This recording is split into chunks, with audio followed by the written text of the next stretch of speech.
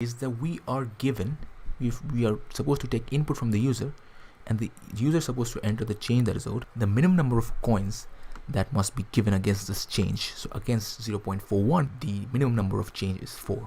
So to do that, we are going to take input from the user. So I'm going to take float dollars. Float is the data type which allows us to use decimal points. So, and while, what should happen is while the amount that is entered by the user, if it's less than 0, ask the user for a dollar amount again and again and again. And so what should I do here? I should use get float here, because I am supposed to get the change that is owed by the user, right? Change that is owed, something like this.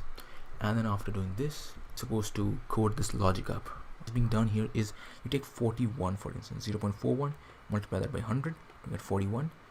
And then what you do is, while this number that you have, let's call that cents. So cents is essentially you take the input from the user and you multiply it by 100. And you have a variable called the number of coins or coins over here. So the number of coins start with 0. And while it so happens that cents is greater than or equal to 25, you keep on subtracting 25 from this, right? And then you have to increment the coins variable because you've used up one more coin. Okay, so if you subtract 25 from here, you get 16. Can you subtract 25 again? You loop back and you see, can I subtract 25 again from this? You say no, because cents is actually 16, which is not greater than or equal to 25. So you exit out this loop. So now what you need to do is you need to use the same logic with the next largest number, hence the name greedy. You take the largest number, then once you're done with it, take the next largest number, 10, and then take the next largest number, which is 5 and 1 and so on. So essentially this is the logic, and you start to code this up.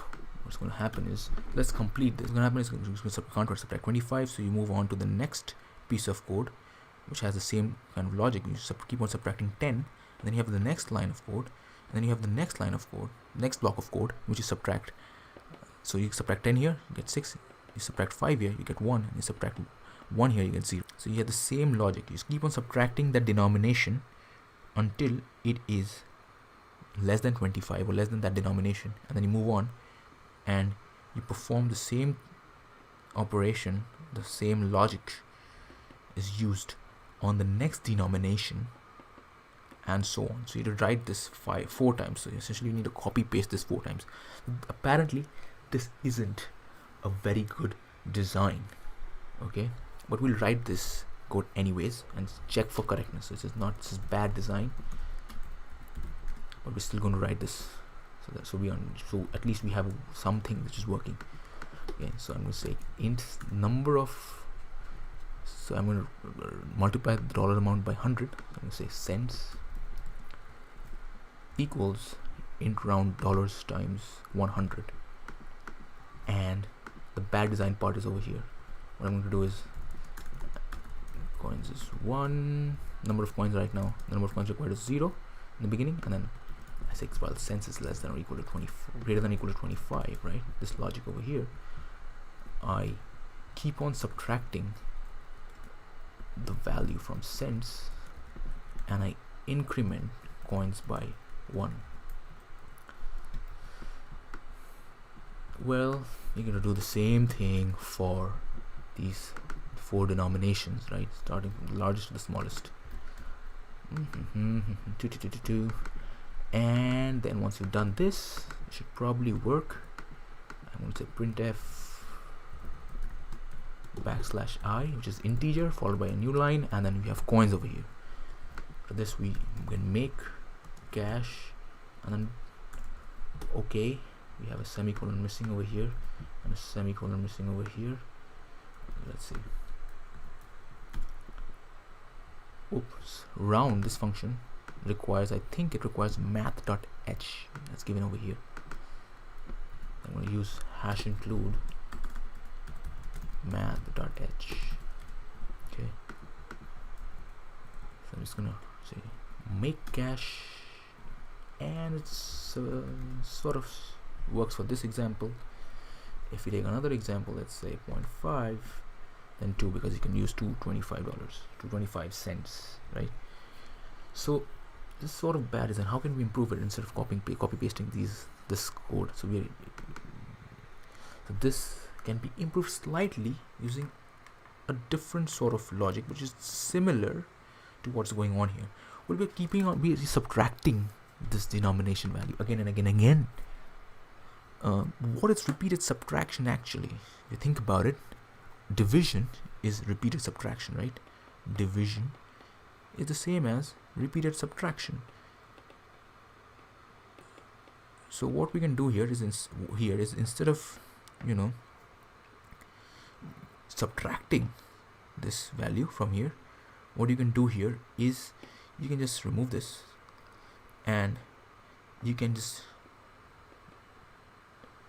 take whatever is left over. So if we use this mod operator, if you say mod equals 25, what's going to happen is you're going to divide 41 by 25, and then whatever is left over after dividing it, that is going to be an updated value of cents.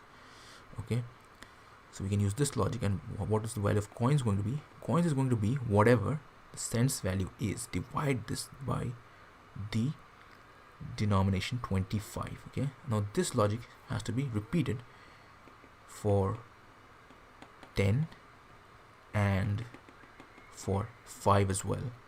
As you can see, the same logic has to be repeated for the number 5 and for the number 10.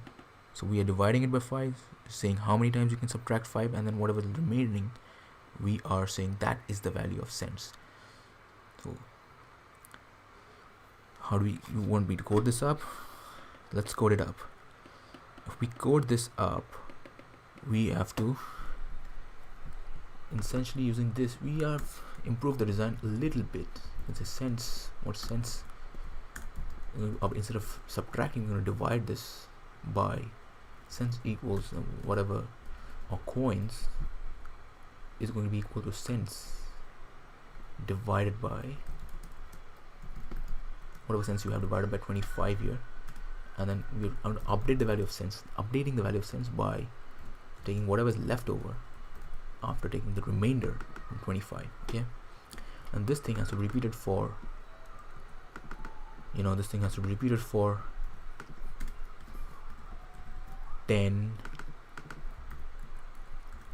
and 5 and 1.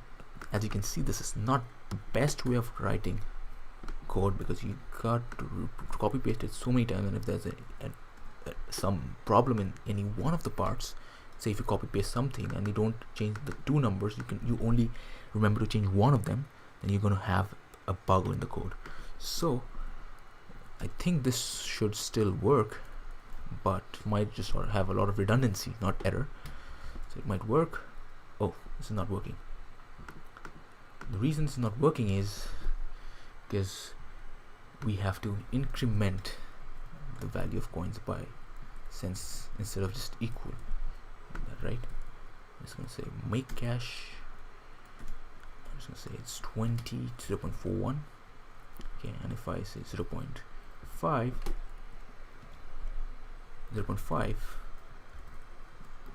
this is going to be equal to 2. So yes, we are going to, instead of saying coins is equal to this, there's an error over here, it should be plus equals, right? We want to increment the value of coins by this amount. Okay, so still bad design, because you have to repeat this 4 times. So how can you improve the design? Well, to improve the design, here's what we can do. We can use you can use an array over here. We can have all the denominations over here, and you're going to use 25, 10, 5 and 1, and instead of using the same structure, what we can do here, instead of writing this 4 times, we can generalize the code, and we can write this 4 over here. Okay, but then the problem of writing 4 over here is that this is a magic number. When you read this code again, you won't understand what 4 is. Instead of doing this, what we can do here is we can write size, which is equals 4 here, so that we understand what's going on here. And whenever you change anything up here and up here, you don't need to change it over here. So let's make cache over here. Make cache right now. So /cache. That's 0.41. This is, whoa, what just happened? what just happened is when you're saying coins is cents divided by 25, it's just dividing by 25. So we must the denominations of I, and so we're going to loop from the starting, and you're going to hit all the values over here. Okay. So yes, let's make cash. Let's dot slash cash 0.41 4 0.5. We get 2. This should be working. And you can still improve the code. What if we want to change something over here? Then you have to change something, this value also. What you can do here is, instead of doing this, you can use something fairly advanced. What you can do here is, instead of just hard coding this value, you can say, you know what, I need the size of the denominations divided by the size of an integer. So what's happening here, we're taking the size of an array, this array, divided by the size of the individual elements to give me the number of elements. So just to be clear, what I'm doing here is I'm taking the size of this. For example, this should be 4 4 4 4. Each integer is of 4 bytes in general, but I don't want to hard code that value, and I'm taking another size, which is the size of an integer. So size of an integer, which is typically 4, and then size of this array, size of the denominations array, which is going to be, I don't know how much, but it's going to be 4 times 4, right? So when you take 4 times 4, size of the denomination is 4 times 4. When you divide this by 4, so 4 times 4 divided by 4, you get 4. This is the size. So now what is the advantage of this? The advantage of this is, once you change something, like you can add another denomination like 50 over here, you only need to change it once. We've written one of the best designed code for the solution, right? You can, and now if you want, you can comment down below with more such solutions if you feel that you have a better solution, or even a different solution than what I have presented over here. So let's try and make this one more time. Make cash, and I'm just going to run check 50 on this. Run check 50, and after this we can be sure that we have written correct code. So just to summarize, what's happening here is we are trying to first take in the dollar amount from the user, and then you're asking for that amount again and again until you get a valid input, okay, from the user.